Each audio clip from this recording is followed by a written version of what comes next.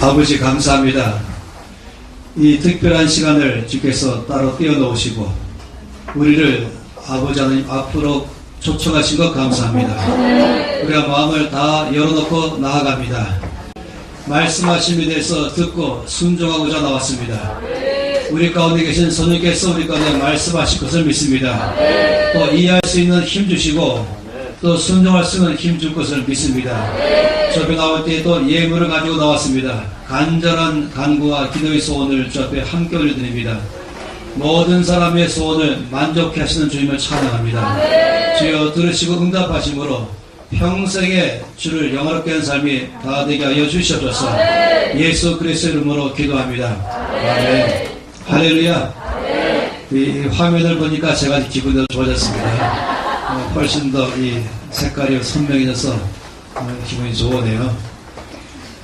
아까 인사했지만 한 번 더 옆에 사람 또 앞뒤 사람들에게 웃으면서 주의 사랑으로 사랑합니다. 주의 사랑.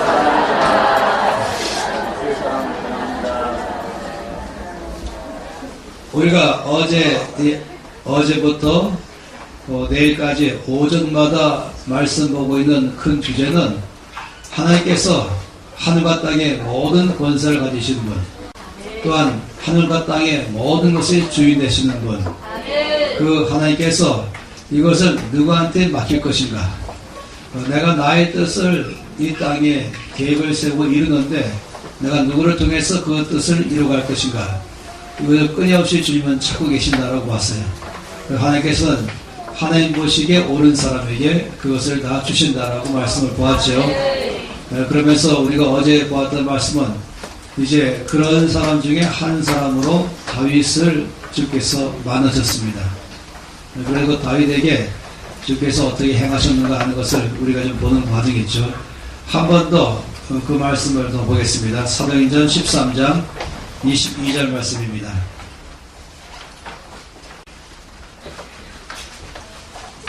사도행전 13장 22절. 어제 우리가 이 말씀을 가지고 함께 보면서 이제 시작해볼 기억하실 것입니다. 13장 22절 한 절이죠. 다 함께 이 한 절 말씀을 읽겠습니다. 패하시고 다윗을 막으로 세우시고 증언하여 이르시되 내가 이새의 아들 다윗을 만나니 내 마음에 맞는 사람이라 내 뜻을 다 이루리라 하시더니. 할렐루야. 이 참 놀라운 말씀. 제가 지난번에 광주에서 이제 이 성경에서 제가 제일 좋아하는 말씀이 109절이 있다 했더니 그거 달라고 지금 하다 안 되니까 이제 김민희 가사님 통해서 이제 압박이 들어왔어요. 도대체 목사님 무슨 사고를 쳤길래 저한테까지 왔습니까? 그래서 그 중에 하나가 이 구절이에요. 이 109절 중에 하나가 여기 이 말씀, 내가 이새의 아들 다윗을 만나니 내 마음에 맞는 사람이라 내 뜻을 다 이루겠다. 이 참 얼마나 놀라운 말씀입니까? 하나님께서 다윗을 만나보니 하는 것이죠. 내가 만나보니 내 마음에 쏙 들었다. 하나님 마음에 쏙 들었다. 하나님 보시기에 옳은 사람이다. 하나님을 찾는 사람이다. 하나님께서 이제 다윗을 만나서 하나님 마음에 쏙 드니까 주께서 결정하신 것은 내 뜻을 다윗을 통해서 다 이루겠다 라고 말씀하는 것입니다. 우리가 지금 이 말씀 볼 때마다 은혜가 되는 것은 뭐냐면 이것은 주께서 또 이렇게 말씀한 거예요. 또 다른 다윗은 누군가 하는 것이에요. 오늘날에 누가 다윗이 될 것인가 하는 것입니다. 그래서 이 말씀 볼 때마다는 그냥 옛날 옛적에 있는 하나님 마음에 쏙 들었던 다윗을 보는 것이 아니라 다시 제가 바로 그런 사람 되겠습니다 라고 나서는 것이에요. 여러분 하나님 나라는 늘 아시는 것처럼 언제나 침노하는 자의 것이다. 다시 말하면 능동적이고 적극적으로 움직이는 것이에요. 주께서 우리가 누구를 보냈고 누가 우리를 왜 갈고 라고 말할 때 이사야가 말했잖아요. 주님 제가 여기 있습니다. 나를 보내십시오. 주께서 나를 불러낼 때까지 가만히 앉아있는 것이 아니라 주의 마음을 아는 순간 온 땅에 대한 그분의 뜻을 아는 순간 자원해서 나서는 것, 이것이 주님 나라의 특징이에요. 하나님 나라는 자원하는 나라인 것입니다. 즐거이 헌신하는 것이에요. 억지로 헌신하는 것이 아니고 마지못해 하는 것이 아니고 어떤 이 강압적인 것에 의해서 하는 것이 아니라 즐거이 헌신하는 것, 이것이 가장 좋은 것입니다. 할렐루야. 저는 신학교 다닐 때에 제 나이가 젊지 않은 나이에 신학교 갔습니다. 26살 때 갔습니다. 그런데도 가보니까 제가 젊은 나이에 속했어요. 40살이 넘는 사람이 10명이었어요. 몇 명 안 되던 학생들 중에서 그 10명은 각각 나름대로 여기저기서 살다가 온 사람들이에요. 그 중에 교수도 있었고 또 사장도 있었고, 그런데 한결같지 않은 말이 뭐냐, 젊었을 때부터 하나님 나를 부르셨지만 내가 그 부르심에 응답하지 않고 이리 빼고 저리 빼다가 이 40살이 돼서야 하나님이 완전히 사방의 문을 다 막으셔서 이제 내가 드디어 왔노라 이렇게 말해요. 그 사람들은 모두가 다 와 그랬죠. 첫날 소개할 때. 저는 그 듣고 있으면서 답답했어요. 와 할 문제가 전혀 아니네. 지나간 세월은 누가 보상할 것인가. 부르실 때 바로 주님 제가 여기 있나이다. 그렇게 해서 쓰임받는 것이 더 귀한 것인데 그건 자랑거리가 아닌 것이거든요. 하나님 나라는 언제나 자원하는 사람을 먼저 쓰십니다. 그래서 이번 기간 동안에 저희가 갖고 있는 기대는 여러분 모두가 다 이제까지보다 훨씬 더 높은 차원으로 자원하시길 바랍니다. 저는 물론 이 기간 동안에 주께서 여러분에게 베푸실 은혜를 여러 가지 면으로 생각합니다. 첫째는 묶인 자들이 풀어줄 것이고, 또 상한 자가 위로받을 것이고, 또 병든 자는 치료될 것이고, 약한 자는 강하게 될 것이에요. 그런데 거기까지가 아니라는 것이에요. 거기를 넘어서서 저 앞에 쓰임받는 사람인 것입니다. 정말 하나님께서 이 다윗에게 말씀하시기를 내 뜻을 다 이루겠다라고 말한 것처럼 하나님께서 온 땅에 대한 큰 계획을 세우시고 그 큰 계획 가운데 우리 가운데 다 펼쳐 보이실 때에는 특별히 내 이름을 부를 때가 기다리지 마시고 마치 이사야가 말한 그대로 제가 여기 있습니다. 저를 보내십시오. 늘 그 면에서 주께서 쓰시는 것이에요. 제가 이 김민관 선생님의 이 간증을 가끔씩 들어보면 공통된 점이 있었어요. 무조건 손들었다는 거예요. 일단 누가 아는 사람 그럼 무조건 손들고 누가 할 사람 무조건 어릴 때부터 손들었다는 것이에요. 이것은 상당히 저 앞에 좋은 자세인 것입니다. 제가 하겠습니다. 이건 참 귀한 것이죠. 하나님은 그런 사람에게 먼저 기회를 주신 것입니다. 그래서 여기 말씀한 것처럼 이 다윗을 통해 주께서 우리에게 말씀하는 것이에요. 우리 가운데 이 다윗을 설명하지만 한쪽으로는 여러분이 윙크하는 것이 아시죠? 주께서 지금 다윗이 굉장한 사람이다 라고 말하는 게 아니라 여러분에게 계속 윙크하고 있어요. 그 윙크를 좀 보시겠어요. 눈을 찌긋거리면서 네가 될 거냐 뭐 이렇게 지금 난 너를 보고 있다 이 말씀하네. 다윗을 말하는 게 아니라. 그래서 다윗 통해서 하나님은 여러분을 보고 계신 것입니다. 그래서 어제 우리가 말씀 보았던 것은 이 다윗 안에서 발견한 점, 하나님께서 왜 다윗을 사용하셨을까 라고 할 때에 우리가 어제 적어도 다윗을 사용하신 그 근본적인 그 왜 사용했을까 말할 때 우리 거기서 적어도 두 가지 사실을 알아섰습니다. 첫째, 하나님이 사람을 쓰실 때의 기준은 외모를 보지 않으시고 하나님은 중심을 보신다. 이것이 일단 가장 중요한 것이었었죠. 하나님께서 사람을 택할 때의 기준은 중심을 보시고 택하시는 하나님. 이것은 다시 말하면 여기 있는 모든 사람들에게 다 기회를 주시는 하나님, 이렇게 말하는 것입니다. 뭐 예를 들어서 대졸 이상 이렇게 말하면 좀 달라지겠죠. 대학원 졸업 이상 그럼 달라지겠죠. 박사학위 소지자 그럼 달라지겠죠. 적어도 3대에 걸쳐서 예수 믿고 있는 사람 그럼 달라질 것이. 모태 신앙 이렇게 하면 달라질 것입니다. 성경 100독 이상 한 사람 그럼 달라질 것이. 그런데 그게 아니라 중심. 어제 예수 믿는 사람이라 할지라도 중심. 그러니 바울 같은 사람도 저 앞에 쓰임받도록 나갈 수 있었던 것입니다.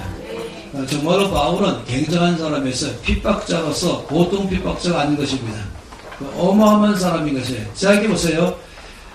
지금 IS가 보통 문제 아니잖아요. 지금 예수 믿는 사람들만 공개적으로 참수하고 있어요. 거기 주동했던 사람이 어느 날 예수 믿고 완전히 바뀌어서 나는 이제부터 복음 전파하겠습니다. 그럼 여러분 어떻게 생각하세요? 안 돼! 라고 하죠. 안 돼. 나는 자유가 없어. 이렇게 말하실 것이에요.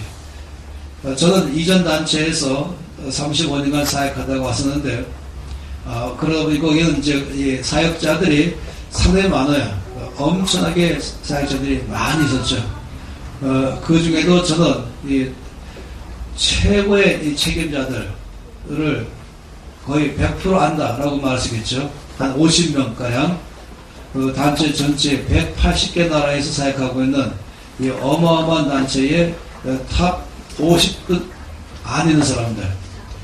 근데 그 중에 상당한 사람들은 과거에 이 마약 중독자여서 삶을 어떻게 살 줄 몰라갖고 완전히 이 인생이 이 구렁텅이에 절망에 빠져있던 사람도 있었고, 어떤 사람은 유명한 도둑놈도 있었고, 깡패도 있었고, 그런데 하나님께서 그런 사람들도 들어서 쓰신다 하는 것입니다.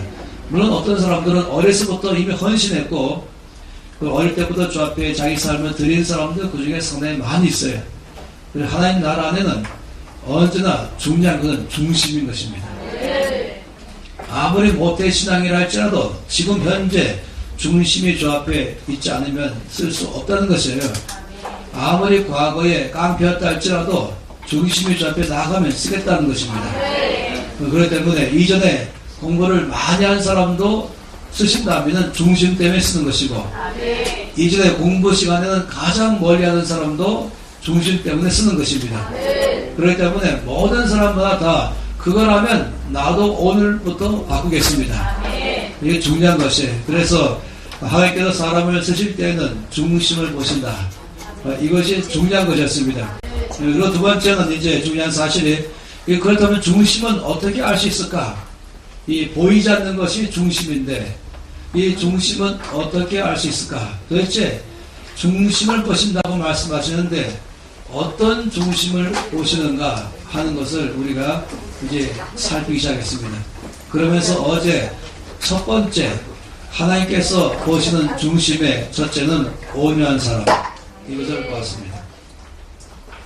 온유한 사람의 특징은 적어도 일반적으로 말하면 자기를 제어할 줄 아는 사람, 자기를 절제할 줄 아는 사람, 셀프 컨트롤 이렇게 말하죠. 스스로 자기를 지을 줄 아는 사람, 화를 내야 될 때 화를 낼 줄 아는 사람, 화를 내지 말아야 될 때는 내지 않는 사람, 그런 사람을 말하는 것이에요.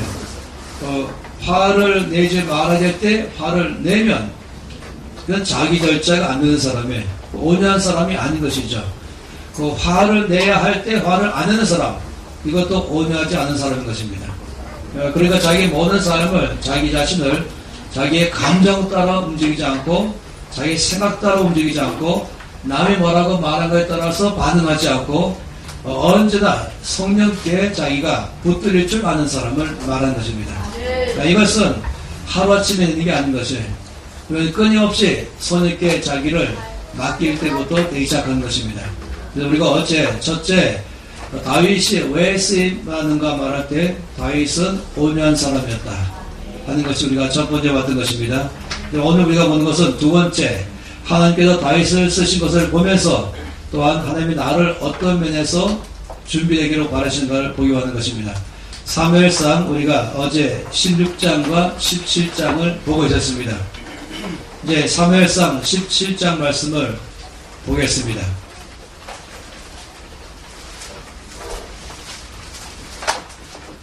어제 말씀을 기억하신다면 다윗은 아버지 심부름으로 전장에 나가 있는 세 명의 형들을 위문하러 갔다가 거기서 골리앗이 함부로 말하는 소리를 듣고 화가 나서 저 골리앗과 싸우겠다고 자원하에 나서는 모습을 우리가 봤습니다. 그래서 계속해서 이 소년 다윗이고 목동이기 때문에 그건 전쟁에 나갈 만한 자격이 없는 것입니다. 20세 이상만 나갈 수 있는데, 근데 20세 미만은 이 다윗은 전쟁에 나갈 수가 없었죠. 따라서 저 골리앗과 싸우고 싶은데 골리앗과 싸우려고 한다면 자기가 누군지를 사람들에게 알리는 수밖에 없는 것입니다. 그래서 그 알리는 방법이 저 사람을 죽이는 사람에게는 어떤 상이 있습니까? 이거를 끊임없이 사람들에게 얘기한 것이에요. 이것은 자기라는 존재가 왕한테 알려지기를 바라서 그랬던 것이죠. 그랬더니 드디어 이 말씀 가운데 보니까 이제 이 다윗을 사울 왕 앞에 소개를 한 것입니다. 그래서 17장 31절에서 33절까지 말씀 함께 손에서 읽겠습니다. 어떤 사람이 다윗이 한 말을 듣고 그것을 사울에게 전하였으므로 사울이 다윗을 부른지라. 다윗이 사울에게 말하되 그로 말미암아 사람이 낙담하지 말 것이라. 주의 종이 가서 저 블레셋 사람과 싸우리이다 하니 사울이 다윗에게 이르되 내가 가서 저 블레셋 사람과 싸울 수 없으리니 넌 소년이요 그는 어리서부터 용사임이니라. 아멘. 어떤 사람이 드디어 이제 다윗이 계속해서 말하니까 다윗이 한 말을 듣고 그것을 사울에게 전하였으므로 사울이 여기 말씀에는 즉시로 바로 다윗을 불렀죠. 그럼 생각해 보세요. 어떤 사람이 사울 왕한테 가서 왕이시여 드디어 저 골리앗과 싸우에 나가겠다는 사람이 나섰습니다. 자원해서 나섰습니다. 왜냐하면 왕이 저 골리앗과 싸우는 사람에게는 세 가지 대해서 약속했잖아요. 첫째, 많은 상금을 주겠고, 둘째는 내 딸을 주겠고, 셋째는 세금을 면제해 주겠다. 가장 중요한 혜택인 것이에요. 그렇지만 아무도 그럼에도 불구하고 나서는 사람이 없었습니다. 그러니 이 사울 왕은 상당히 마음이 답답했죠. 지금 전쟁은 완전히 100대 0, 일방적으로 아무것도 못하고 있는 것이에요. 사기는 땅에 떨어져 있고 온 전체는 풀이 죽어 있는 가운데 있는데 갑자기 누가 와서 말하기를 저 골리앗과 싸워야겠다고 자원한 사람이 있습니다 라고 말하니 어떻게 생각하세요? 그 순간 사울 왕은 갑자기 살아나기 시작했어요. 어떻게 했어요? 즉시 내려오라. 굉장히 마음속에서 위로가 되기 시작하는 것이에요. 드디어 싸우러 나갔다는 사람이 나서니까 얼마나 위로가 되겠습니까? 즉시 내려오라. 그래서 사람들이 다윗을 데리고 사울 앞으로 왔습니다. 그리고 말하기를 뭐라고 말했을까요? 이분입니다 라고 말했을까요? 이 아이입니다 라고 말했죠. 그 순간 사울이 어떻게 반응했을까? 일단 사울은 자기 보고 말하기를 침착하자. 침착하자.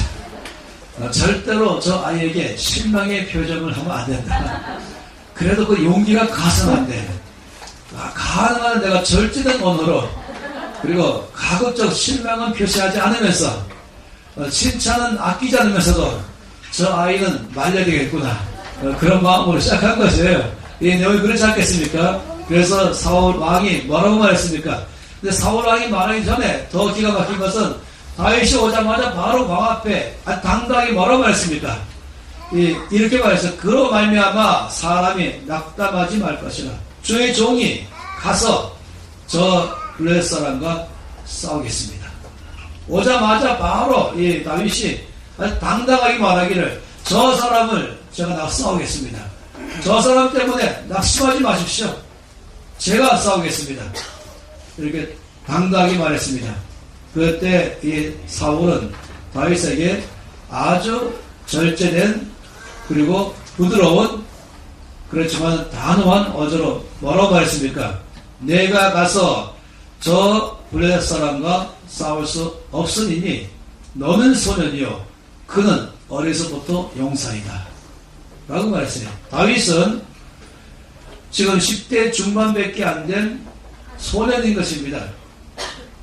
그의 형 7명 중에서 3명의 형이 전쟁에 나가 있습니다. 그러니까 7명 중에서 3명이 나갔으면 나머지 4명인데 이 3명은 20살 이상인 것이에요.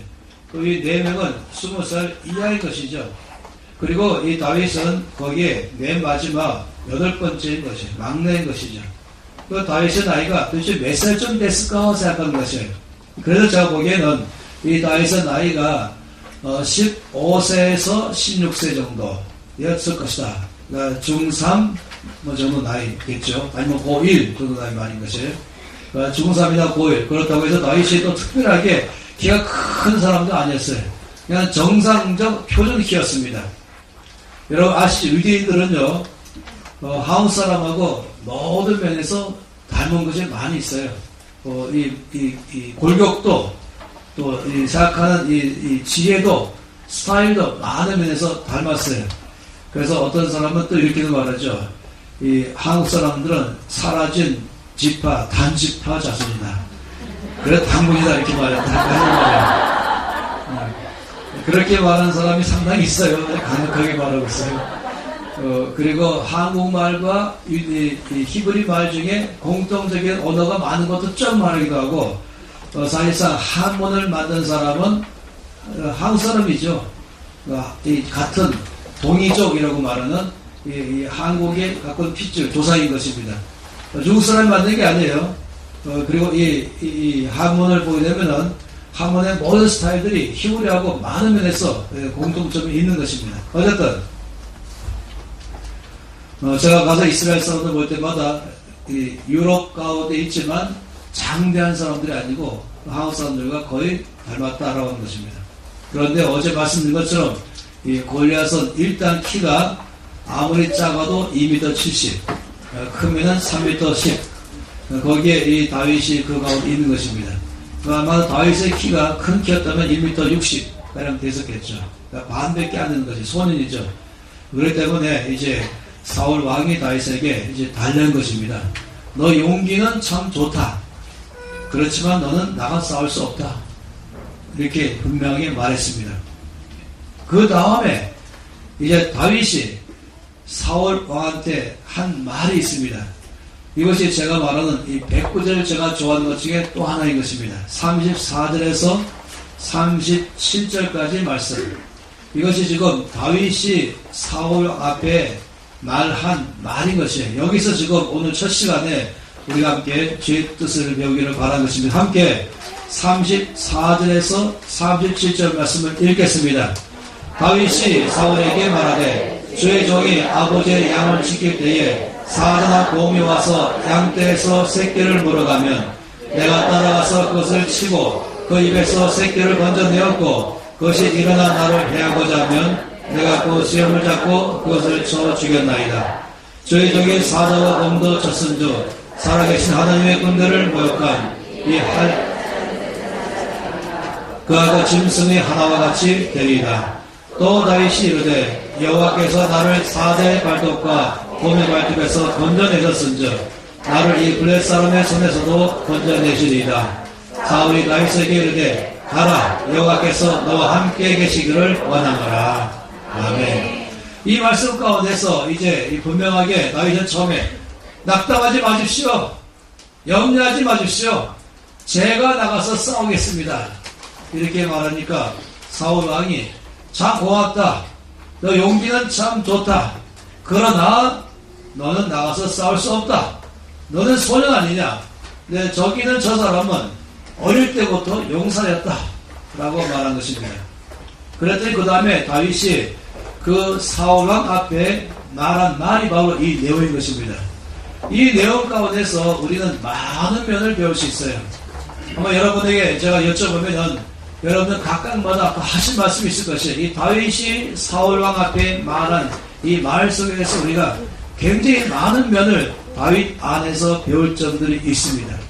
그런데 제가 여러분에게 먼저 말하고 싶은 것이 있어요.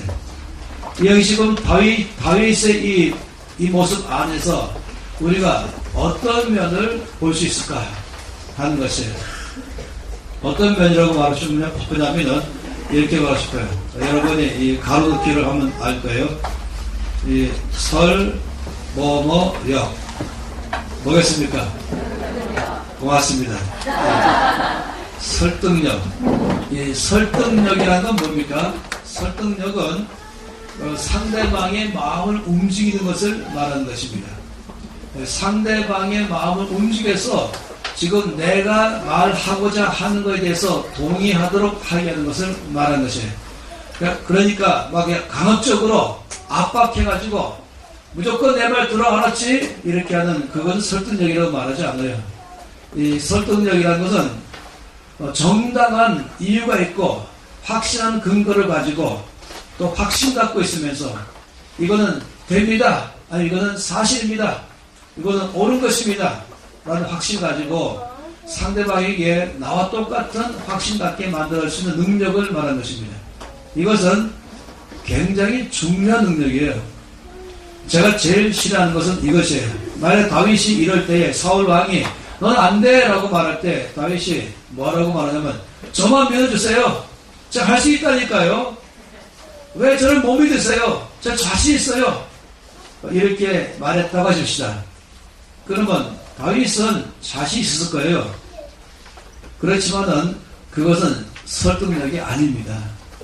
상대방은 지금 객관적으로 보는 게 뭐냐면 이 골리앗이라는 3m 플러스 마이너스는 이 거인이고 그의 갑옷은 57kg에다가 그 안에 창끝은 7kg에 갖고 있는 이 창을 갖고 있는 이 어마어마한 거인 앞에 이 소년 다윗이 와서 말하기를 저만 믿어주세요. 제가 할 수 있다니까요. 이렇게 말하면 누가 믿을 수 있겠어요? 누가 그런데 그래 내가 너를 믿겠다. 누가 말하겠어요? 그런데 자기가 혼자 자신 있다는 것 때문에 왜 저를 못 믿어주세요? 일단 믿고 맡겨주세요. 이렇게 말한다면 이것은 설득력이 아닌 것입니다. 이건 아주 일방적 주장인 것이에요. 그런데 거기 모든 사람들이 노라고 말했다고 해봅시다. 아니요, 당신의 말을 못 믿겠습니다. 아니요, 당신의 말에 동의할 수 없습니다. 아니요, 당신에게 못 맡겠습니다. 라고 했다고 해보세요. 회의가 끝난 다음에 이 사람 밖에 나가서 다른 많은 사람들에게 뭐라고 말하면 내가 얼마나 이 옳은 일을 하고 싶은데 다 나를 반대한다. 그 사람들은 뭘 모르고 이 사람만 믿고 다 나쁜 사람으로 취급하겠죠. 저는 그런 식의 회의하는 것을 제일 싫어합니다. 자기가 분명히 자신 있다는 근거가 있잖아요. 왜 자기가 일을 할 수 있을지에 대한 확신 있는 근거가 있는 것이 다른 사람들 못 보잖아요. 다른 사람은 골리앗 보고 소년 다윗 보고 있거든요. 근데 자기는 지금 근거가 있는 거예요. 근데 근거를 사람에게 알려줘서 내가 볼 수 있는, 내가 왜 그걸 할 수 있는지를 보는 그것을 그 사람도 볼 수 있게 해주는 것, 그 사람을 이해시키는 것. 그래서 저 사람이 이런 근거로 자신 있다고 말하는 말이 근거가 있네. 그러므로 나는 당신에게 맡겠습니다. 이렇게 할 수 있게 하는 것이 바로 설득력인 것입니다. 그래서 저는 그런 것을 좋은 지도력이라고 말하고 싶어요.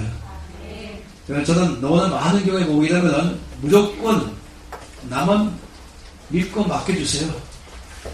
내가 할 수 있다니까요. 근데 사람들은 못 맡기겠다는 게 아니라 못 믿는 거예요. 그 상황 속에 보니까. 회의할 때 보면은 그런 이 설득력 없는 회의하는 사람들이 너무 많이 있습니다. 그럼 나중에는 혼자서만 계속해서 사람들이 나를 신뢰하지 않는다. 사람들은 나를 그냥 반대한다. 근데 실제로 제가 보니까 반대를 하기 위해서 반대하는 사람은 극히 드물어요. 몰라서 반대하는 것이지. 여기 지금 사울 왕이 너는 안 돼 라고 말할 때 반대하잖아요. 다윗은 나는 나가겠습니다. 저에게 맡겨주세요. 저 사람 때문에 낙심하지 마십시오. 제가 나가 싸우겠습니다. 하는데 사울은 안 돼 나가지 마 라고 말할 때 다윗은 사람을 보고 왕이 나를 못 믿고 있다 이렇게 말하면 안 되지요. 그거는 아마 듣는 사람이 나라도 못 믿겠다 라고 말할 수 있을 것이에요. 근데 이 다윗은 결국 여기 맨 끝에 37절부터 어디 했습니까? 사울 왕이 설득됐어요. 그래서 어떻게 했습니까? 가라! 여호와께서 너와 함께 하실지로다. 가라! 이 사울 왕의 마음이 움직인 거예요. 그런 사울 왕이 설득된 것이에요. 그래서 저는 여러분에게 말씀드리고 싶은 건 뭐냐면 설득하는 방법을 배우시기 바랍니다. 그래서 내가 왜 자신 있는지, 내가 왜 이것을 할 수 있다고 하는지, 왜 나는 이거에 대해서 뭐가 아주 옳다고 말하는지에 대해서 사람에게 알릴 거 있는 것이에요. 이게 다윗은 바로 그런 면에서 말한 것입니다. 다윗은 이렇게 말했죠. 설득했는데 방법이 뭐냐면 자기의 경험을 먼저 말했습니다. 자기가 왜 저 골리앗과 싸울 수 있는지에 대해서 왕의 마음을 설득하기 위해서 먼저 근거를 제시했습니다. 제가 아버지의 양을 지킬 때에 사자나 곰이 왔습니다.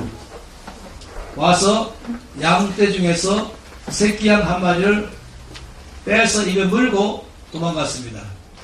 그럼 제가 쫓아가서 그 입에서 그 새끼 양을 빼냈습니다. 그러면 그 이 사자나 곰이 화가 나서 나에게 덤벼들면 내가 그 수염을 잡고 쳐 죽였습니다. 이 간증, 자기가 과거에 자기의 삶에 일어난 간증, 제가 사자를 죽였고 곰을 죽였습니다. 이것은 지금 앞에 있는 골리앗을 대할 수 있는 근거인 것입니다. 근데 그것만이 아니에요. 그 정도로 말한 것이 아니라 다윗이 또 한 가지 더 확실한 근거를 말했습니다. 뭐라고 말하냐면 하나님께서 저를 사자의 발톱과 곰의 발톱에서 건져내신 것처럼 저 블레 사람의 손에서도 건져내실 것입니다. 이 중요한 또 한 가지 사실은 하나님이 나를 도우셨습니다. 자기 용기와 자기 한 일을 말하지만은 더 중요한 것은 이 모든 일을 할 수 있었던 것은 내가 굉장한 사람이 아니라 이 굉장하신 하나님이 나와 함께 계심으로 이것을 내가 이루어냈습니다. 이거 상당히 중요한 것입니다. 이건 더 신뢰하는 것이죠. 제가 잘 쓰는 이 영어가 있는데요. 그 영어는 너무 좋아합니다. 이 교회는 영어를 잘하는 사람이 많이 있다고 들어서 그렇습니다. A great man of God. 이건 뭐냐면 하나님의 위대한 사람 그런 뜻이에요. 이것은 하나님의 위대한 사람.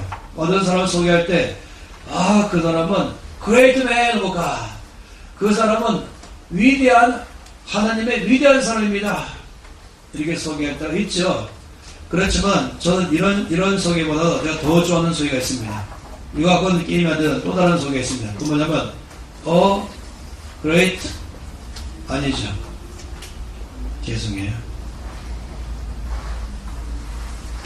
칠판이 좋아졌습니다. man of 뭐겠습니까? great God. 달라요.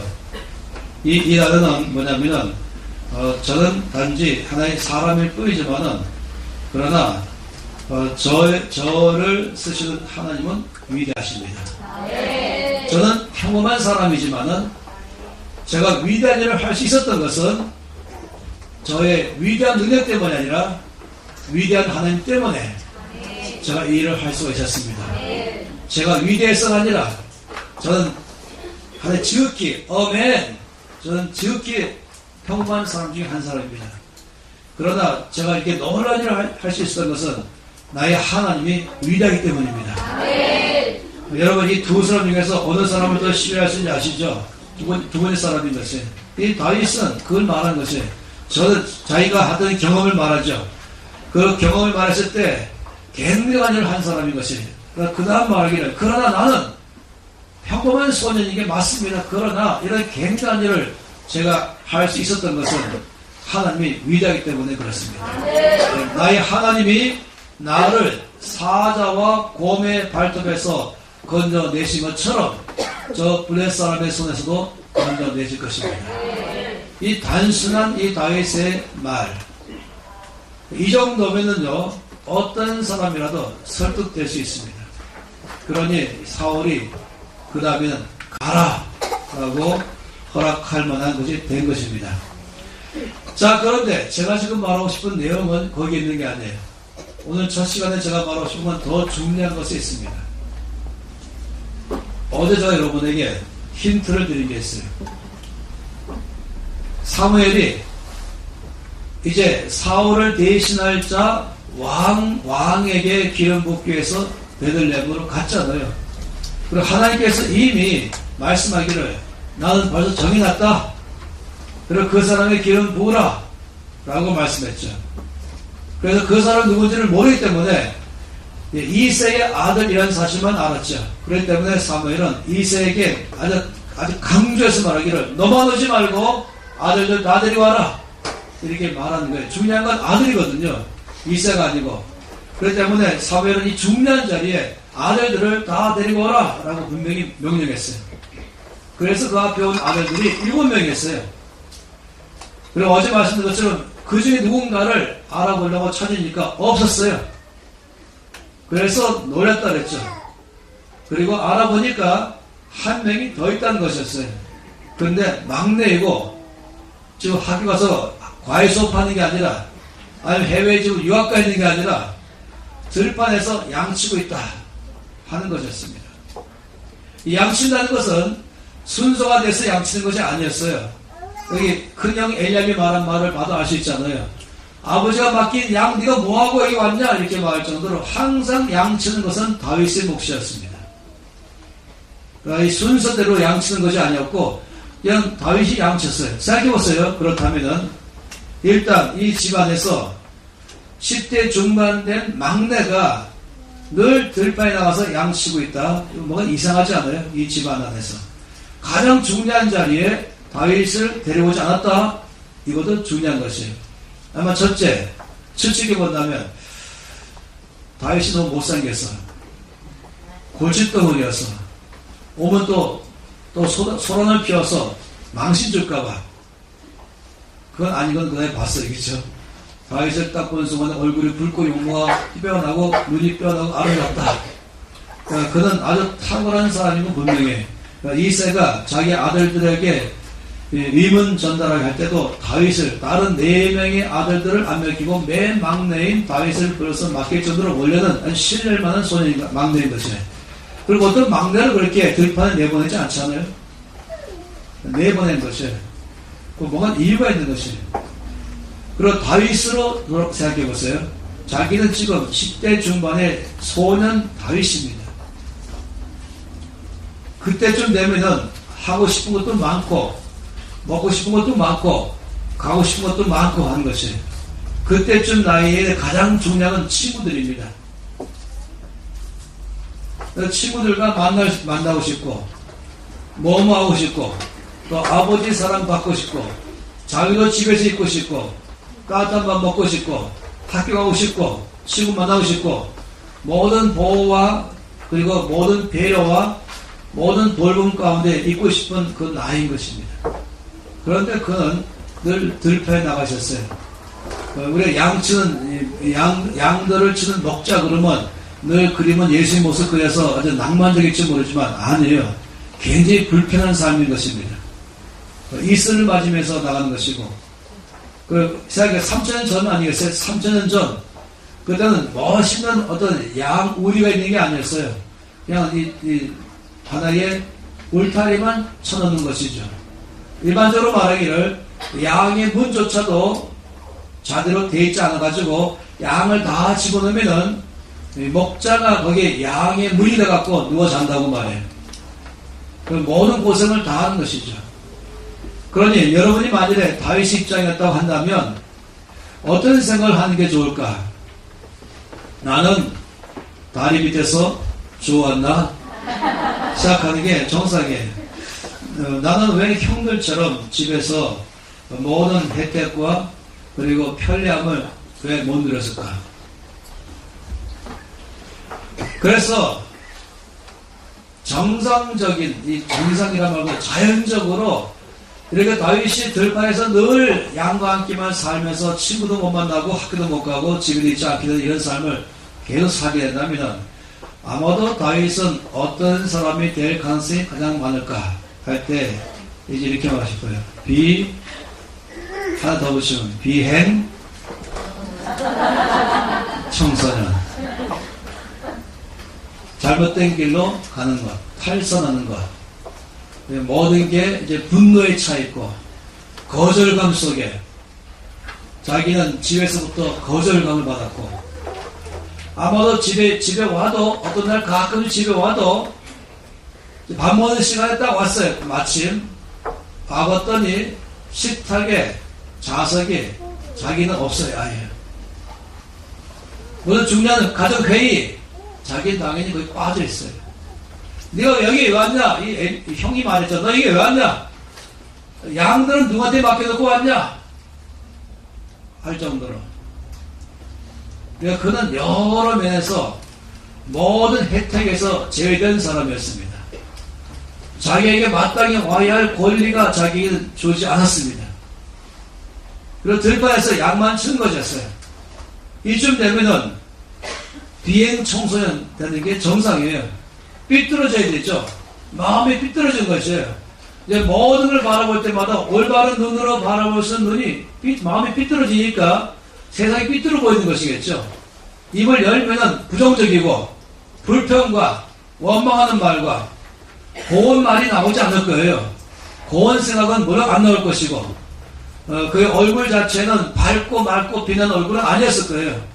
웃음과 노래와는 먼 거리 속에 살만한 것이 바로 이 다윗의 입장인 것이에요. 왜 그랬을까? 대해서 많은 사람들이 의문점가 있었어요. 도대체 왜 이새가 막내 다윗을 그렇게 했을까? 그러다가 드디어 힌트를 발견했어요. 그 뭐냐면 이 훗날에 다윗이 큰 죄를 지었을 때에 회개했죠. 회개하고 자기의 회개를 아예 노래로 만들었어요. 그리고 선거대를 조직해서 아예 그 노래를 부르게 만들었죠. 온 세상에게 다 자기의 죄를 알렸어요. 그게 바로 시편 51편입니다. 그런데 거기에서 다윗이 이렇게 말한 말이 있습니다. 내 어머니가 제약 중에 나를 출생했다. 이 말이 나옵니다. 내 모친이 제약 중에 나를 출생했습니다. 다시 말하면 나는 내 어머니의 죄 가운데서 태어났습니다. 이제 이걸 가지고 여러 사람들은 원죄를 말하는가? 원죄 알죠? 모든 사람은 날 때부터 죄인이다. 그럼 모든 사람은 다 죄인이고 따라서 모든 사람은 날 때부터 죄악 중에 나는 것이에요. 그래서 내 어머니가 죄악 중에 내가 태어났습니다. 이렇게 말하는 말인가 하기에는 너무나 그렇지 않은 것이에요. 그럼 무엇을 말할까 할 때에 일반적으로 내린 결론, 그리고 저는 거기에 확실한 결론을 가지고 뭐냐면 다윗은 사생아로 태어났다. 정상적 가족관계 안에서 그는 태어난 것이 아니다. 그는 집 안에서 자라나기에는 눈에 가시 같은 존재가 되어 있었다. 우리나라에서 말하는 홍길동이 바로 그걸 알겠어요. 아비를 아비라 부르지 못하고 하면서 맨날 빙빙 돌아다니는 그런 모든 거에서부터 항상 한 칸 뒤로 물러가 있는 왜 다윗은 그 집 안에 있지 못했을까? 라고 말해 그는 사상하였다 하는 것이에요. 형들로부터도 그렇게 곱게 보이는 것이 아니었던 것이죠.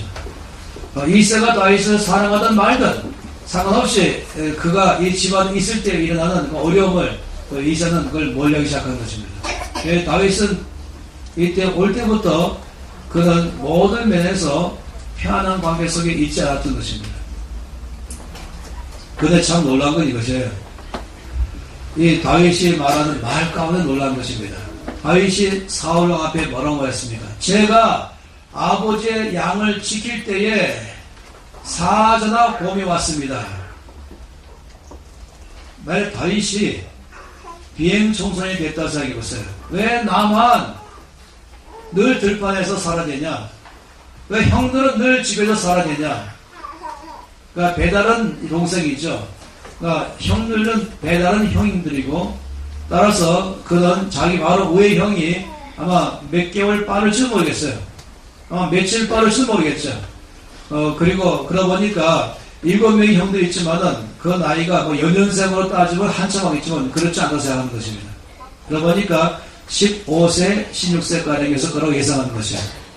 그런데 웬만하면 그는 늘 입이 나와서 살게 되겠죠. 그리고 이제 제일 이 다윗에게서 화가 나고 하는 것은 바로 양들일 거예요. 너희들 때문에 나이 고생한다. 그러면 양들을 대할 때 다윗은 화풀이 대상. 안 그러겠어요? 양을 치는 막대기와 지팡이는 양들을 때리는 지팡이로 바뀔 수 있는 것이에요. 뭐 양들이 알아서 먹든지 말든지 억지로 마지못해서 늘 매일마다 불만이 꽉 차 있으면서 일을 하면서 불평불만으로 꽉 차 있는 그런 다윗 될 가능성이 많이 있다는 것입니다. 그런데 놀라운 사실은 이 양떼를 지킬 때에 사자나 곰이 왔다는 것이에요. 그러면은 만일에 이것이 싫은 사람이었다면 냅둬 도망가는 것이죠. 너 왜 도망왔냐라고 말하면 사자가 왔어요 라고 말하면 누가 뭐라 했어요? 이 구실이 되는 거예요. 이 일을 하지 않으면 피격거리 되는 것이에요. 그런데 다윗에게서 놀라운 건 뭐냐면 사자나 곰이 와서 양떼 중에서 새끼 한 마리를 옮겨잡고 도망가기 시작할 때에 다윗이 쫓아갔다는 것입니다. 아버지가 나한테 맡긴 양들 중에서 한 마리도 내가 잃지 않겠다. 내가 목숨을 바쳤어라도 내가 나에게 맡겨진 일을 끝까지 해내겠다. 이 자세, 이게 좀 귀한 것이에요. 이 다윗에게서 좀 말한 가운데서 제가 왜 감동되냐면 그가 이 사자와 곰을 쳐 죽였다는 데 감동인 것이 아니라 자기 이런 아주 이 모든 조건을 본다면은 불평과 불만으로 꽉 차고 게으름 가운데 살만하고 핑계를 다 댈만하고 부정적으로 살만한 그런 상황 가운데 있었지만은 다윗은 절대 그러지 않았다는 것입니다. 이 사자와 곰이 와서 양떼 중에 새끼를 잡았을 때는 그는 자기 목숨을 던졌어라도 양을 빼내올 수 있는 이 삶, 자기한테 맡겨진 일에 관해서는 목숨까지 바치면서 최선을 다하는 삶, 누가 나를 알아주든지 말든지 상관없이 인정하든지 말든지 상관없이 이것이 나에게 맡겨진 것이라면 내가 목숨 다 바쳐서 최선을 다하는 삶, 이것이 지금 다윗 안에서 보는 장면인 것입니다. 이것을 가만히 생각해보면 이렇게 되어 있어요. 하나님께서 사울 왕을 버리기로 결정하신 다음에 이제 우리 인간적 언어로 사용한다면 그러면 사울 왕 대신에 앞으로 이스라엘의 왕 될 사람이 누굴까? 후보자를 찾으신 하나님. 그래서 앞으로 이 땅에 이 나라의 왕으로 하나님 백성들을 이끌어갈 사람으로 누구를 택할까 주께서 찾으면서 아마 서울대학교도 갔겠죠. 왜 학생회관도 가보고 도서관도 가보고 교실도 가보면서 이 중에 누가 있을까?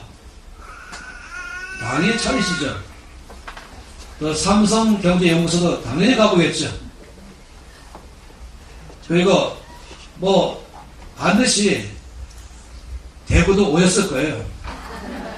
그런데 하나님께서 이제 한 도시에서 그 다음 도시까지 가는 들판을 가보셨어요. 아무도 없는 들판, 사람 없는 들판. 근데 그 들판에서 갑자기 노래소리 들린 것이에요.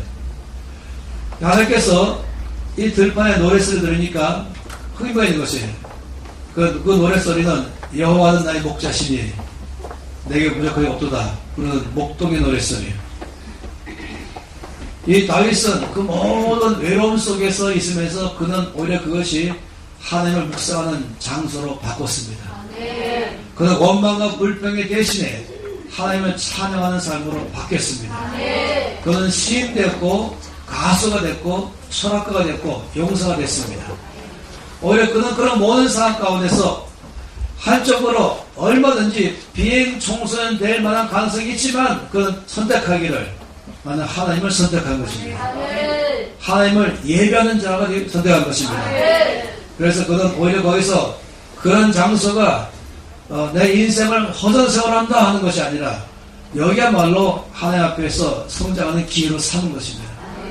그 들판에서 그는 그냥 들판에 들어 누워가지고 모든 부모를 욕하고 자기를 원망하면서 사는 것이 아니라 하나님을 찬양하기 시작하는 것입니다. 그래서 하나님께서는 그 찬송하는 목소리를 들으면서 보니까 소년 다윗이 양떼들을 쫙 돌보면서 그 옆에 걸타면서 악기를 치면서 노래하는 것입니다.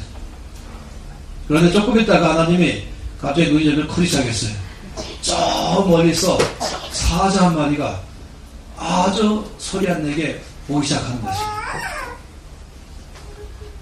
예, 하나님 먼저 보신 것이죠. 하나님께서 아주 흥미있게 시작했어요.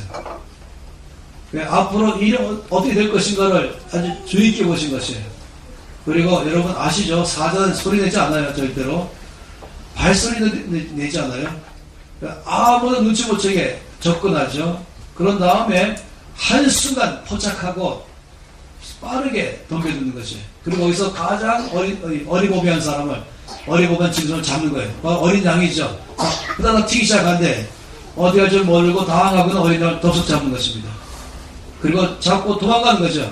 그런데 그 다음 보니까 이 소년 다윗이 벌떡 일어나더니 쫓아가는 것이 하면 내놔 그런 것이죠. 사자가 한마디만이다 알았지. 그러면 사자님 감사합니다 한마디만 가져가서 그것이 아니고 다윗은 아니 내 아버지가 맡긴 양 한 마리도 안 돼. 절대 줄 수 없어. 내놔 달려가는 것이요. 그리고 사자의 입에서 양을 벌리고 빼내는 거죠. 그 사자가 화가 나서 다윗이 덤벼들 때 그 수염 잡고 죽인 것이에요. 하나님이 이것을 보고 계셨어요. 그럼 인간적인 눈으로 말한다면 하나님께서 입이 딱 벌어져서 입을 다물지 못하신 것이에요. 그리고 뭐라고 말했을까? 뭐 저런 놈이 다 있어. 아니 세상에 다윗이 누군지를 다 아신 하나님께서. 근데 이 다윗이 모든 일에 부정적이고 자기를 불쌍히 여기고 그리고 이 삶의 게으름에 나태한 빠지는 것이 아니고 목숨까지 바쳐가면서 양의 새끼를 사자와 곰에서부터 건져내는 이 다윗을 바라볼 때 하나님이 결정하셨죠. 찾았다. 내가 찾던 그 사람이다. 여러분 어디서 갔어요? 저는 좀 상상했지만 그러나 제가 이 상상이 확실하다는 것을 믿고 있습니다. 아마 여러분이나 저나 하나님 마음과 똑같아서 할 것이에요. 시편 101편 6절 말씀 보겠습니다. 제가 왜 하나님께서 그렇게 하셨을 거라고 상상하는지 말씀의 근거이기 때문에 그렇습니다. 시편 101편 6절입니다. 함께 이 말씀을 읽을까요? 내 눈이 이 땅에 충성된 자를 살펴 나와 함께 살게 하리니 완전한 길에 행하는 자가 나를 따르리로다. 이것도 제가 좋아하는 백구절 중 하나예요. 여기 말씀 보세요. 내 눈이 이 땅에 사람을 살핀다. 살핀다. 자세히 주목하여 바라본다. 지금 하나님께서 사람을 찾고 있는 거예요. 어떤 사람을 여기 말씀 보니까 나와 함께 살 사람, 하나님을 따를 사람, 하나님의 일을 맡길 만한 사람, 이 나라 전세를 내가 누구한테 맡길 것인가, 내가 어떤 사람을 맡길 것인가 살핀다 그랬어요. 내 눈이 이 땅을 살핀다. 내 눈이 이 땅을 보면서 사람들을 살핀다. 지금도 마찬가지예요. 지금도 주님은 주의 눈은 온 땅을 살피는 것이죠. 그런데 주께서 찾기 원하는 사람 어떤 사람입니까? 충성된 사람인 것이에요. 이 다윗에 갖고 있는 이 중심이 뭔지 아십니까? 충성인 것이에요. 이 충성, 자기한테 맡겨진 것에 관해서는 남이 나를 알아주든지 말든지 상관없이, 인정받든지 말든지 상관없이, 이것을 하면 내가 이익될까 손해될까 상관없이 이것이 내가 해야 할 거라고 안다면 목숨 바쳐서라도 최선을 다해서라도 마음도 변치 않으면서 끝까지 이 일을 해내는 것, 이게 충성인 것입니다. 그런데 이것은 하나님이 보고 계신 것이에요. 하나님이 가장 원하는 사람이 어떤 사람이 충성된 사람인 것입니다. 여러분 아시잖아요. 맡은 자들이 구할 것은 능력이니라 안 했어요. 하나님께서 맡은 자들에게 구할 것은 능력이 아닌 것이 충성인 것이에요. 저는 많은 교회를 가서 말씀을 전했었잖아요. 그런데 여전도 회장 증경 여전도 회장 목숨 바쳐서 이제 임원 회장 선출된 다음에 열심히 일했는데 이제 총회 끝나자마자 교회에 안 나오는 증경 회장도 맞습니다. 그리고 이렇게 말해요. 시험 들었습니다. 또 한 가지 상처받았습니다. 또 한 가지 섭섭합니다. 이 세 가지 용어 잘 쓰는 용어. 시험 들었다, 상처받았다, 섭섭하다. 왜냐? 부회장도 뽑았고 총무 뽑고 회계 서기 다 뽑았는데 처음에는 잘하자 하라고 했는데 가면 갈수록 애 때문에 빠지고 뭐 때문에 빠지고 회장님도 나는 뭐 애가 없나? 근데 회장이라는 죄 때문에 자기가 나오는 거예요. 가면 갈수록 한 명씩 빠지더니 자기가 딱 남은 거예요. 이제 속이 부글부글하고 불만이 꽉 차있는데 임원 임격 갈 때까지는 참았죠. 끝나자마자 바로 상처받은 사람. 이 교회 말고 그럴 수 있어요. 또 어떤 사람은 처음에는 포부가 대단한데 하다가 6개월 만에 중도 하차하는 사람. 그냥 섭섭해갖고 상처받아가지고 이 교회 안에서 제일 많이 쓰는 단어가 상처받았습니다. 교회 안에 제일 많이 붙잡는 귀신이 섭기 아시죠? 섭섭귀신.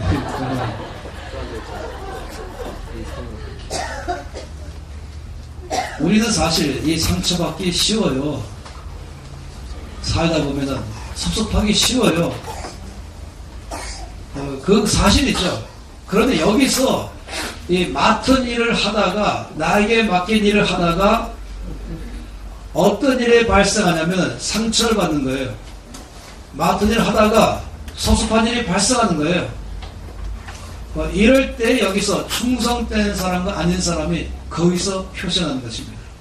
충성된 사람이라면 상처받을 일이 발생해도 그것을 끝까지 해내는 사람이에요. 충성된 사람이라면 섭섭한 일이 발생해도 끝까지 해내는 사람이에요. 그리고 끝까지 해낸 다음에 또 맞춰도 또 끝까지 또 하는 사람이에요. 이게 충성된 사람의 특징입니다. 이 충성이라는 것은 변하지 않는 마음이죠. 그래서 성경에서 충성된 사람을 뭐에다가 비하냐면 소금에 비하고 소금. 소금의 특징은 변하지 않는 것이다. 그래서 이 소금, 충성이라는 단어는 나는 변치 않겠습니다. 일단 내가 이것을 결정했으면 어떤 손해가 와도 어떤 불이익이 와도 남들이 나를 욕하고 또 주장 모략하고 해도 목숨 바쳐서 맡긴 일은 끝까지 해내겠습니다. 이것이 바로 충성인 것입니다. 하나님께서 하나님의 일을 맡길 때에 어떤 사람에게 맡길 것인가? 왜 하나님께서는 단지 고학력자 중심으로 맡기지 아니하시는가? 왜 말 잘하는 사람 중심으로 뭘 지식과 전략과 지혜가 많은 사람 중심으로 일 맡기지 않으시고 왜 하나님은 오직 유일하게 모든 걸 다 제치고 제1순위로 충성된 사람에게 맡기겠다 왜 하시는가? 왜냐하면 아무리 똑똑하고 아무리 배운 게 많이 있고 아무리 실력이 탁월하다 할지라도 일단 섭섭해지면은 일단 상처받으면 관두겠다는 거예요. 이 관두겠다는데 무슨 방법을 하시겠습니까? 그 다음에는 별별 방법을 다 회유시켜가면서 달려가면서 일을 해도 일단 마음에서부터 섭섭함과 상처가 따이기 시작하면은 옛날 같지 않아지는 거예요. 하나님 다 하신 것이에요. 하나님께서 온 이스라엘 백성들을 애굽에서부터 건져내가지고 이 어마어마한 이 광야를 다 통과해가지고 약속의 땅까지 가게 하는 이 일 누구에게 맡길 것인가? 과연 이 일을 할 사람은 어떤 사람이 가능할까? 이 일을 할 사람은 어떤 사람이 하는가라고 이제 다 적기 시작해보세요. 지질학자, 지리학자, 이 광야의 이 길을 잘 아는 사람, 아니면 거기다 사회학자, 인구 통계를 잘 낼 줄 아는 사람, 아니면 거기에 경제학자, 이 가운데서 정말 이들 경제를 잘 살릴 수 있는 사람, 아니면 거기 갖고 여러 가지 정치학자, 정치 잘할 사람, 아니면 보건위생, 다 하시겠죠. 다 필요한 것이에요. 이 엄청난 200만 명 이상의 대난민들을 이끌고 갈 수 있는 일엔 어떤 사람이 필요할까? 아니, 박사학위 소유자에다가 뭐에다가 실력이 탁월한 사람 다 필요하겠죠. 모세가 40살 때 제가 하겠습니다고 했어요. 주님께 말씀 아니 내가 널 못 쓴다 라고 했죠. 그런 다음에 80살 됐을 때 내가 널 쓰겠다고 말했습니다. 왜 하나님께서 모세를 사용하셨을까? 민수기 12장 말씀 보겠습니다.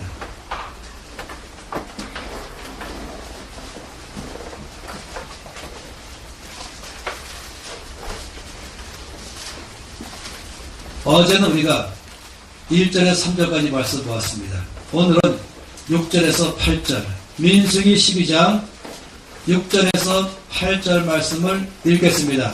이르시되 내 말을 들으라. 너희 중에 선지자가 있으면 나 여호와가 환상으로 나를 그에게 알리기도 하고 꿈으로 그와 말하기도 하거니와 내 종 모세와는 그렇지 아니하니 그는 내 온 집에 충성함이라. 그와는 내가 대면하여 명백히 말하고 은밀한 말로 하지 아니하며 그는 또 여호와의 형상을 보거늘 너희가 어찌하여 내 종 모세의 비방하기를 두려워하지 아니하느냐.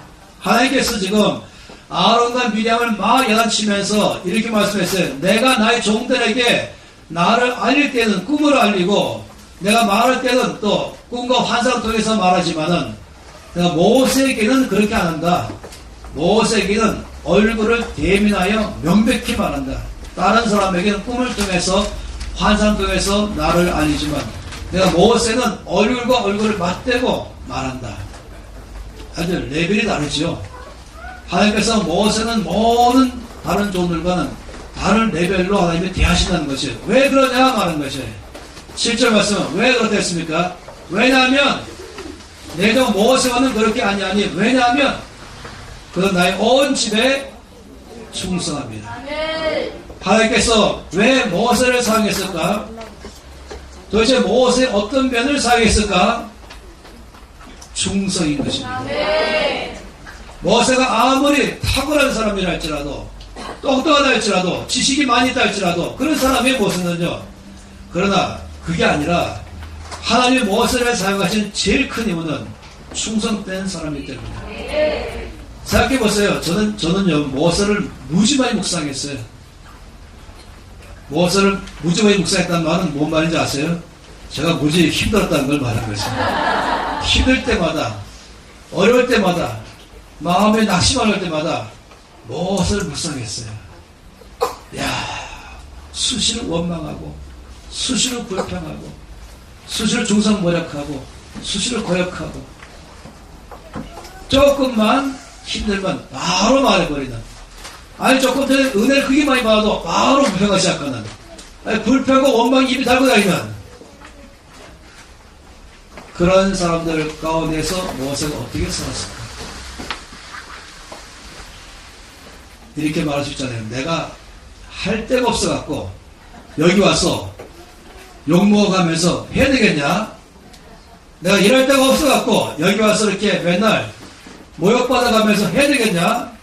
무시당하면서 해야 되겠냐?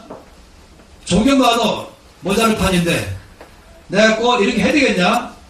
그래서 심하게 하면 뭐해서 못하겠다, 집어치자, 관두자. 만약 그런 사람이었다면요 모세는 100번 관뒀을 거예요.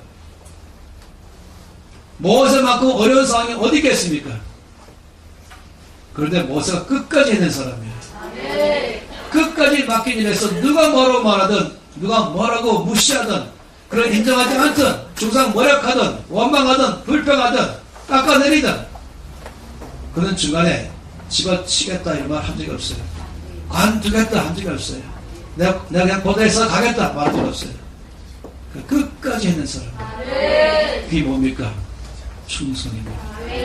왜 하나님이 모세를 쓰셨을까? 충성인 거죠. 제가 이 강의를 이 심장에서 말하자면은 제 인생의 삶에서 이것 때문에 엄청 많이 주 앞에 나가고 또 나가고 또 나가고 또 나가고. 저는 돈 1원도 월급 받아본 적 없는 단체에서 35년간 사역했어요. 사람들은 당신 대표요, 동아시아 대표요, 열방대회 책임자요. 좋았겠습니다. 저는 그게 제 마음에 드는 게 아니에요. 저는 그 관심도 없어요. 그런데 별의별 일이 다 일어나기 시작하죠. 그런데 그런 가운데서 또 힘들 때는 꼭 딴 데서 또 손짓해요. 조건을 제시하면서 집도 주겠습니다, 뭐 하겠습니다 하면서. 근데 내가 왜 가야 될 것인가? 왜 내가 그만둬야 되는가? 왜 가야 되는가?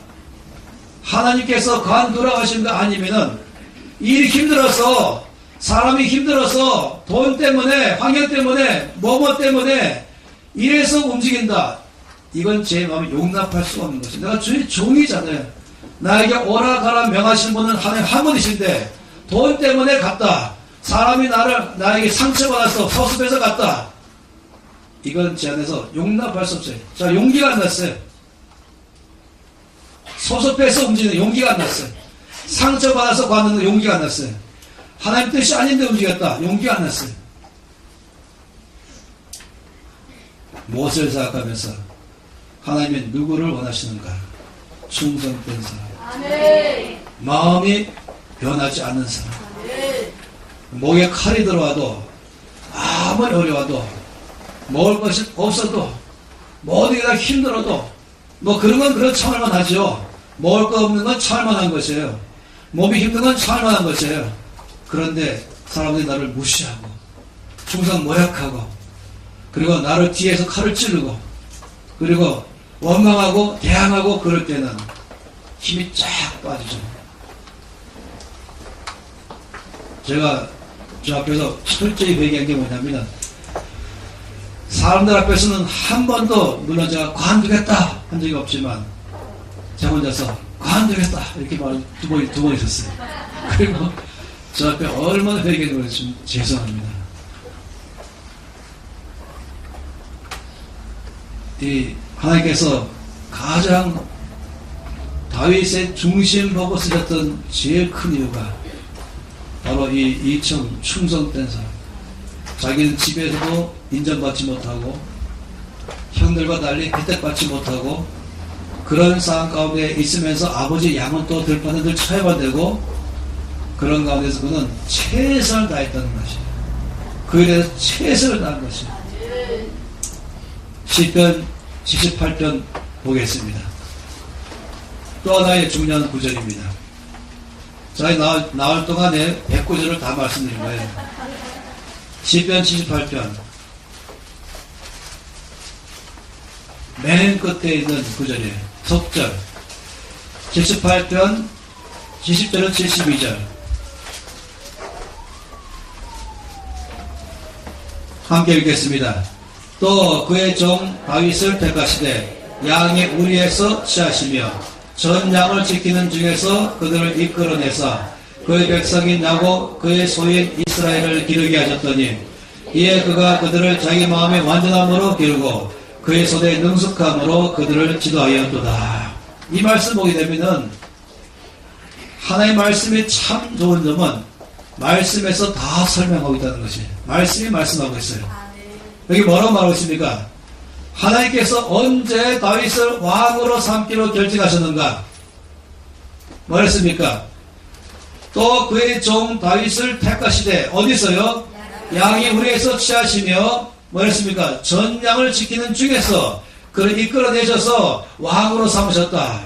하나님께서 사무엘에게 이제 내가 사울 대신할 자를 이미 선택했다. 다윗인 것이 언제 어디 됐을까? 제가 짐작하기는 다윗이 아버지 양을 지킬 때에 사자나 곰이 와서 양떼기에서 새끼 양을 물고 갈 때에 다윗 쫓아가서 목숨을 아끼지 않고 양의 새끼를 이 사자 입에서 빼내고 목숨 먼저 싸울 때 하나님께서 거기서 결정하셨습니다.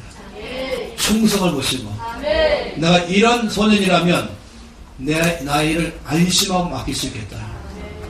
저는 실력 좋은 사람이 맡기면 안심하는 게 아니라 저는 충성된 사람이 맡기면 안심하는 거예요. 왜냐하면 배만하지 않기 때문에, 왜냐하면 중간에 가다가 관두지 않기 때문에, 맡긴 일 끝까지 하기 때문에 그런 것입니다. 그러니 하나님께서 다윗을 중심 보신 것은 충성인 것입니다. 저와 여러분의 가장 원하는 건 충성인 것입니다. 여러분 잠언 25장 보겠어요.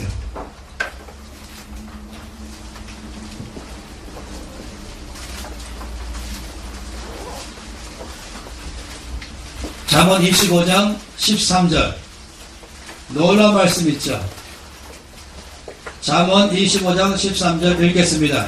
충성된 사자는 그를 보낸 이에게 마치 추수하는 날에 얼음 냉수 같아서 능히 그 주인의 마음을 시원하게 하느니라. 충성된 사자는 어떤 사람인가? 한마디로 말하면 주인의 마음을 시원하게 하는 사람이다. 얼마큼 시원하게 한 사람인가? 출산한 날에 얼음 냉수 같이 만큼이다. 땀이 비 오던 쏟아지면서 목이 몹시 마른 가운데서 누가 얼음 냉수 갖다가 딱 가져줄 때에 우리가 말하기를 시원하다. 얼마큼 시원한가?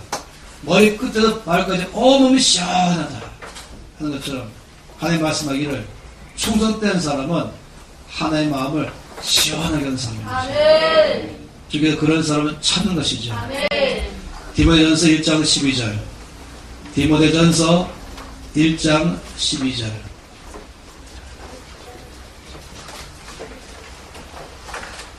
제가 참으로 좋아하는 말씀입니다. 얼마나 귀한 말씀인지 모르겠어요. 1장 12절 한 절입니다. 함께 읽겠습니다. 나를 능하게 하신 그리스도 예수 우리 주께 내가 감사함은 나를 충성되이 여겨 내게 직분을 맡기심이니. 지금 바울이 고백하는 것이에요. 하나님께 감사히 고백하는 것이에요. 어떤 면에서 감사하기 시작했냐면은 이렇게 말했어요. 첫째, 예수께서 나를 능하게 하셨다 라고 말씀했어요. 예수께서 나를 능하게 하셨다. 나에게 능력 주었다는 것이죠. 나를 모든 면에 감당할 만한 사람 되게 하셨다. 두 번째, 예수께서 나를 충성되이 여기셨다 라고 말했어요. 세 번째 뭡니까? 예수께서 나에게 직분을 맡기셨다. 이 세 가지인 것이에요. 여러분 이 말씀 보시면은 잘 보세요. 첫째, 예수께서 나를 능하게 하셨다.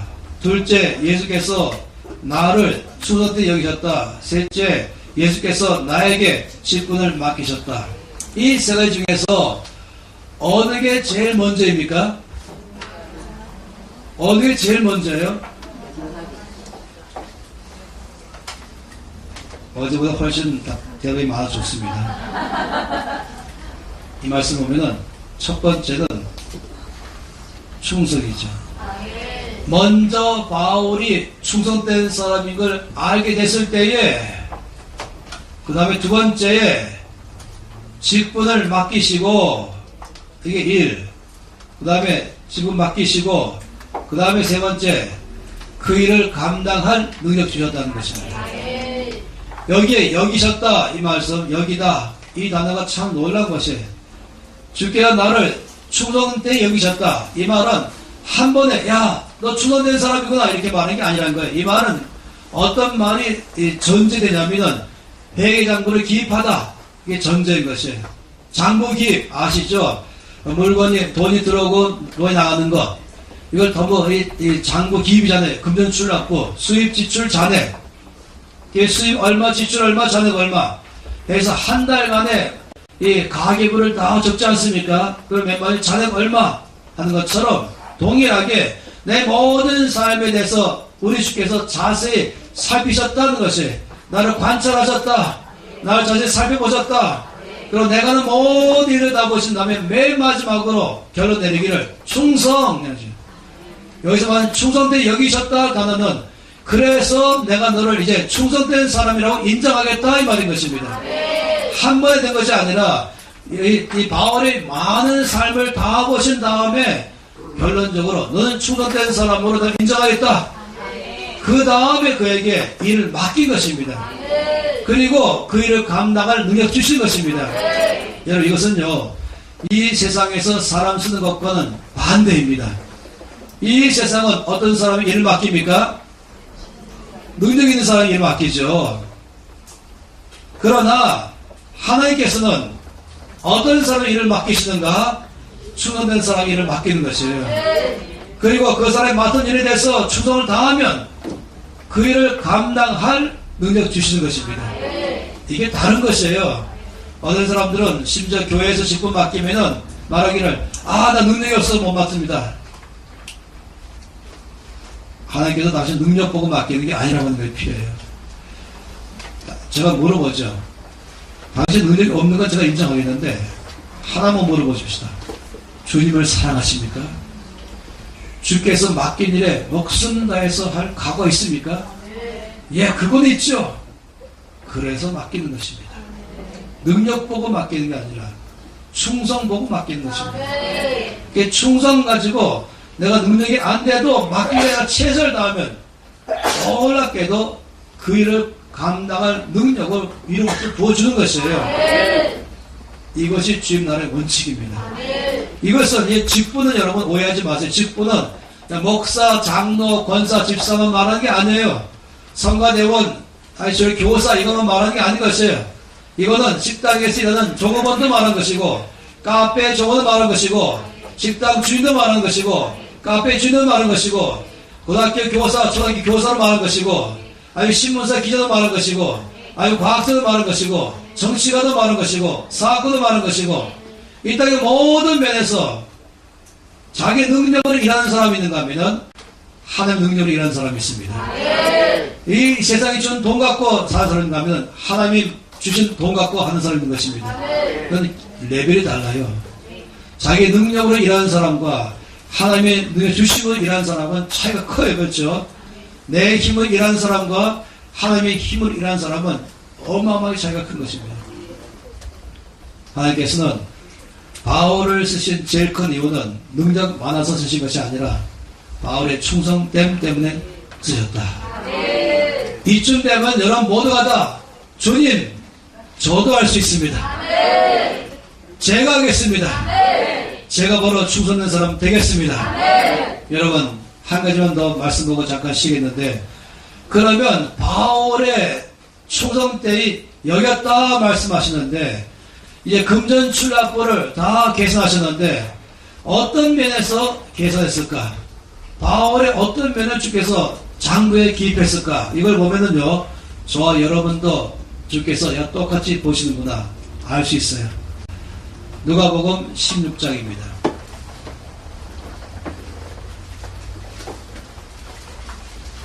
이 말씀은 여러분 이미 다 잘 알고 있는 말씀입니다. 그러나 아주 중요한 말씀이죠. 누가복음 16장 10절에서 13절이죠. 16장 10절에서 13절. 우리 주께서 충성하라 이 말씀을 여기서 세 번 이상 말씀하셨어요. 함께 10절에서 13절 읽겠습니다. 지극히 작은 것에 충성된 자는 큰 것에도 충성되고, 지극히 작은 것에 불의한 자는 큰 것에도 불의하니라. 너희가 만일 불의한 재물에도 충성하지 아니하면 누가 참된 것으로 너희에게 맡기겠느냐? 너희가 만일 남의 것에 충성하지 아니하면 누가 너희의 것을 너희에게 주겠느냐? 집 하인이 두 주인을 섬길 수 없나니 혹 이를 미워하고 저를 사랑하거나 혹 이를 중여기고 저를 경여길 것임이라. 너희는 하나님과 재물을 겸하여 섬길 수 없느니라. 성경 전체에서 여기만큼 주께서 충성을 말씀한 데가 없습니다. 그것도 명확하게 말씀했어요. 여기서 보면 세 가지 면에서, 첫째, 지극히 작은 것에 충성하라. 첫째, 지극히 작은 것 충성하라. 둘째, 불의한 재물에 충성하라. 세 번째, 남의 것에 충성하라. 그래서 우리 가운데 이 충성해야 될 것 세 가지. 지극히 작은 것, 두 번째 불의한 재물, 세 번째 남의 것. 여기에 우리에게 충성하라 라고 말씀했어요. 그러니까 이제 우리가 아는 게 있어요. 우리 주께서 바울을 충성된 사람이라고 이제 살펴보시고 관찰하시고 장부에 기입하시고 결론적으로 여겼다라고 말씀했어요. 그러면 바울의 어떤 면을 봤을까? 놀랍게도 바울이 지극히 작은 것에 충성하는 사람인 것을 보신 것입니다. 여러분 오늘 이 시간에 여러분에게 중요한 말씀 드리겠어요. 바울은 몰랐겠죠. 그러나 하나님 다 보고 계신 것입니다. 지극히 작은 것, 사소한 것, 시시하게 보이는 것, 남들 외에는 작게 보이는 것 다 포함해서 말하는 것입니다. 백화점왕에 대해서 말할 때 유명한 이 카네기 말할 때 뭐라고 말하냐면 그가 처음에는 백화점 종업원이었어요. 말단 종업원이었죠. 어느 날 비가 많이 오는 날, 이제 사람도 없었어요. 이 백화점에. 비가 많이 오니까. 종업원들이 멍땅땅 모여갖고 TV 앞에 앉아있어요. 또 TV는 마침 야구 경기라고 중계하고 있었어요. 미국 사람들이 야구를 너무 좋아하죠. 멍땅땅 이 비가 많이 오는 날 백화점은 한성하고 종업원들이 멍땅 모여서 야구 시합을 보고 있었어요. 그런데 마침 거기에 이 중년 노인이, 중년 할머니죠. 할머니 다니고 있는 분이 꾸깃꾸깃한 옷을 입고서는 비를 잔뜩 맞은 채로 백화점 안으로 들어왔어요. 모든 사람들이 힘껏 쳐다본 다음에 귀찮은 거예요. 지금 중요한 게임이 있거든요. 그러니까 좀 보기에 좀 초라해 보이는 노인이 오니까 관심 없는 거예요. 근데 굳이 이 사람은 벌떡 일어나서 바로 가서는 아주 친절하고 공손하게 무엇이 원하십니까? 뭘 필요하십니까? 자세하게 설명하기 시작했어요. 그 다음에 이제 그 다음 주에 이 종업원에게 사장실에서, 백화점 주인 사장실에서 불렀어요. 그 회장실이죠. 그래서 처음 그 회장실에 올라갔어요. 갔더니 거기에 그날 있었던 그 아주머니가 앉아 계신 거예요. 또 회장님 부인이었었죠.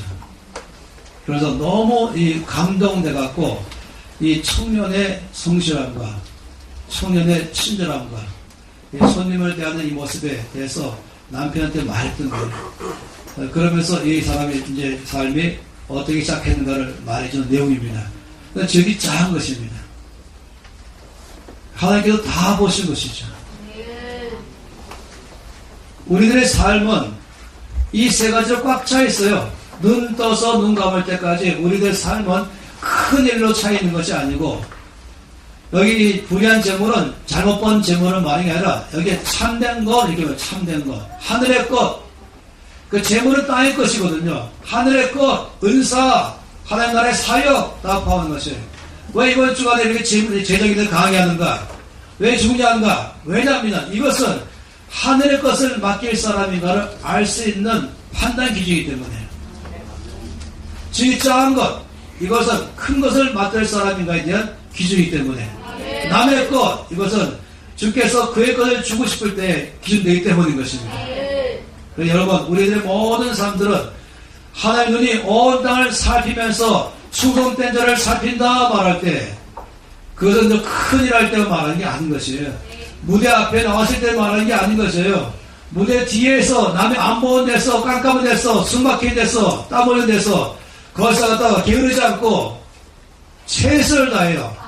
내가 맡긴 일을 다 할 때, 남이 보든 안 보든 인정하든 안 하든 나에게 유익하든 안 하든 상관없이 내가 맡은 일을 최선을 다할 때, 그게 작은 일이든 재물이든 남의 것이든지 기억하세요. 하나님만은 보고 계신다. 하나님의 장부에 기입하신다. 그리고 그걸 통해서 하나님은 일을 맡기신다. 성경이 어디를 봐도 다 그런 것이에요. 어디를 봐도 늘 먼저 거기에 최선을 다하는 사람을 쓰셨습니다. 다윗도 그랬고, 요셉도 그랬고, 모세도 그랬고, 성경에 나오는 역사 인물을 다 그런 것입니다. 처음부터 큰일 맡기지 않았어요. 처음부터 무대에 나오게 한 게 아니었어요. 처음에 아주 작은 것부터 맡겼어요. 그리고 처음에는 무대 뒤에서 맡기 시작했어요. 그런데 거기서 최선을 다하는가? 때로는 무시받기도 만들었어요, 일부러. 때로는 사람들 앞에서부터 손해보기도 만들었어요. 상처받을 만한 일을 일부러 만들어 허락하셨죠. 소섭한 일을 당하도록 하나님이 허락하셨죠. 그리고 보고 계신 것이에요. 그래도 맡길 일에 끝까지 해내는가. 하다가 중간에 관두는 사람 너무 많이 봤어요. 소속돼서 관두고, 상처받아 관두고, 너무 작다고 관두고, 시시해서 관두고. 근데 그게 한마디로 말하면 기회였거든요. 하나님은 기회를 주신 것이에요. 저 여러분 모두 가운데 기회인 것입니다. 저는 껌을 씹을 때 늘 이 은박지 있는 껌을 사요. 왜냐하면 껌 씹고 나서 항상 은박지에 싸서 쓰레기통에 버린다. 왜냐? 주님 나를 보고 계시거든요. 이 자연시험인 거예요. 차 주차할 때도 꼭 내려서 한번 확인하고 이 손을 물고 주차했는가. 왜냐하면 뭐 그럴 수 있지 않겠어요? 그러나 아니에요. 하나님께서 지극히 작은 것 포함되어 있죠. 화장실 불 끄고 켜는 거, 2층 남자 화장실 꼭 나올 때 불 끄고 나오는 거, 물도 조금밖에 안 쓰는 거, 뭐 남의 물에 막 푹푹 쓸 수 있잖아요. 꼭 쓸만큼 쓰는 거. 저거 왜 그렇게 하냐? 자격심이거든요, 지금. 주님이 저를 보고 계신 것이요. 그 아무것도 아닌 것이 보이죠? 아니요. 주님 말씀하기를, 지극히 작은 것에 충성된 자는 큰 것에 충성되고, 지극히 작은 것에 충성되지 않으면 큰 것 맡겨도 못한다. 혹시 여러분들은 나같이 위대한 사람에게 저 청소비를 맡겨? 내 군번도 그게 아니고 내가 지금 위대한 사람인데 그 시시해서 맡기면 불평하면서 관둬버리고 안 나와버리고. 제가 알아요. 그런 사람은 큰 거 맡기면 나를 알아주는구나 하겠지요. 끝까지 안 해요. 끝까지 안 하는 것이죠. 정부에서 중요한 회의 있다 그러면 꼭 나가면서, 교회 회의 있다 그러면 수시로 빠지는 사람 또 가끔 봤어요. 마음이 상하는 거예요. 세상에서 유명할지 모르지만 하나님께서는 별별 없는 사람일지 모르겠어요. 정말로 주께서 충성된 사람을 하는 것입니다. 이건 오늘도 늘 마찬가지입니다. 모든 삶에서 여기에 아주 중심에 있는 게 뭔지 아세요? 재물이에요. 재물에 충성할 때 하늘의 것을 맡기는 것입니다. 하나님은 저와 여러분에게 큰 것 맡기고 나십니다. 하늘의 것 맡기고 나십니다. 그런데 재물부터 먼저 맡기시는 거예요. 그리고 보고 싶은 거예요. 어디에 사는가? 내 빚졌다. 그럼 어떻게 맡길 수 있겠어요? 내 재물을 가지고 충성되지 않는다. 그럼 어떻게 하늘의 걸 맡겠어요? 저는 알고 있어요. 저는 제가 일하는 모든 것에서는 제가 35년간 일했던 단체를 포함해서 모든 면에서 이런 빚져본 적이 없었어요. 그리고 모든 사람에게, 회계장부 받은 모든 사람에게, 또 지도자 모든 사람에게 철저히 재물에 대해서 깨끗하라. 왜냐하면 우리 단체를 하나님이 쓰실 것인가 말 것인가의 기준은 좋은 조직체와 뛰어난 프로그램이 있는 게 아니라 재물에 충성하는 거 있다. 그래서 철저히 다뤘어요. 저 자신도 철저히 다뤘고, 왜냐면 하나님 보고 계시거든요. 분명히 말씀했잖아요. 놀라운 사실은 여기서 더 크게 본다면 이 저기 작은 것, 재물, 남의 것 몽땅 다 몽땅 다 재물이에요, 사실은. 왜냐하면 사람들은 재물을 작다고 생각하고 있어요. 또 재물을 남의 것 생각하고 있어요. 재물을 부려다 생각하고 있어요. 그냥 큰 것, 나의 것, 하늘의 것만 생각하고 있어요. 큰 것, 나의 것, 하늘의 것 생각하고 있어요. 참된 것. 주께서 아니 그러려면 먼저 작은 것, 남의 것, 그리고 재물부터 충성해라 라고 말씀하는 것입니다. 그래서 이번 주간은 너무나 중요한 문제예요. 그래서 이 충성할 때에 하나님은 반드시 그 일을 맡기십니다. 그래서 제가 이 LCM 인사 중에 하루하실 때는 1차로 온 교회가 빚 갚기 나가는 것이에요. 왜냐하면 빚진 교회가 좀 보실 때는 충성되지 않은 것이에요. 이 말씀에는 어떻게 일을 맡겠어요? 하나님 맡기려 일하는 것이죠. 두 번째, 빚진 사업, 어디 그 사업에 주 앞에 넣을 수 있겠어요? 셋째, 빚진 가정, 어떻게 쓸 수 있겠어요?